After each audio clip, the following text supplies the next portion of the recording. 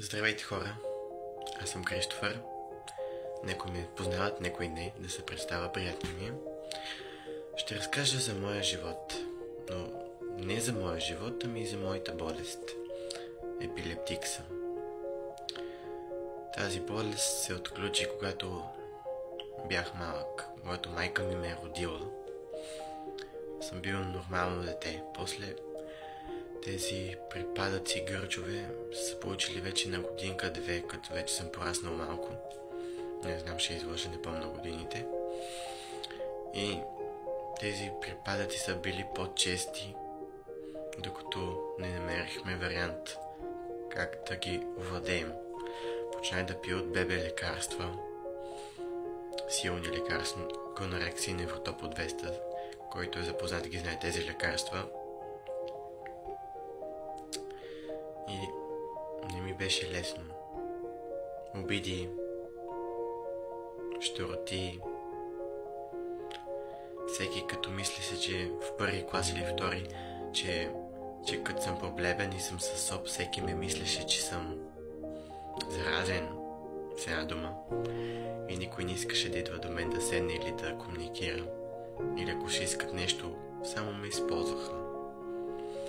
Но този период отмина, да, беше ми гадно, да, плакал съм, ревал съм, но после си казах, край, завърших училище. Випуск 2023 завърших училище. И спрех да се травмирам, да се ядосвам. Дори да имам тази болест, си казвам, нищо ми няма. И продължавам напред. Но специално към тези хора, които са болни от тази епилепсия, не се предавайте. Не падайте духовно. Това не е решението. Продължете напред. Защото има хора, които са с по-сериозни епилепсии от мене. Но ви казвам, хора, не падайте духовно. Не се предавайте. Защото има надежда за всичко. Надеждата не умира последна. Така че бъдете силни, защото аз така си виках същото, че съм добре и в същия момент спрях едните лекарства. Гонорекса го спрях, сега пия само едното лекарство и леко по леко, ако Господ е рекал, ще изчиста от тези лекарства и повече няма да ги пия. Които ги пия все пак от мъничък, тия лекарства. Много ще се радвам, ако те ги спра.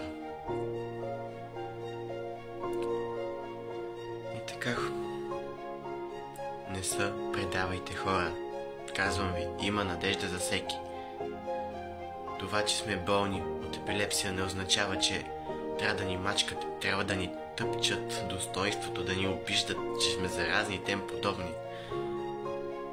Не сме ние хората, които ще ги съдим. Този откоре, където е, той ще ги съди тях. Защото след някой ден може техните деца да се родят с увреждания и тогава ще ги питаме.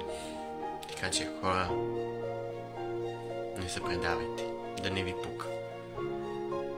Викайте си, имам надежда, не се предавам, нищо ми няма, това си викайте. Това съм аз, Кристофър Милов Петков. От епилептик съм, на 20 години съм, но не съм се предал, че има надежда да се излекувам. Чао!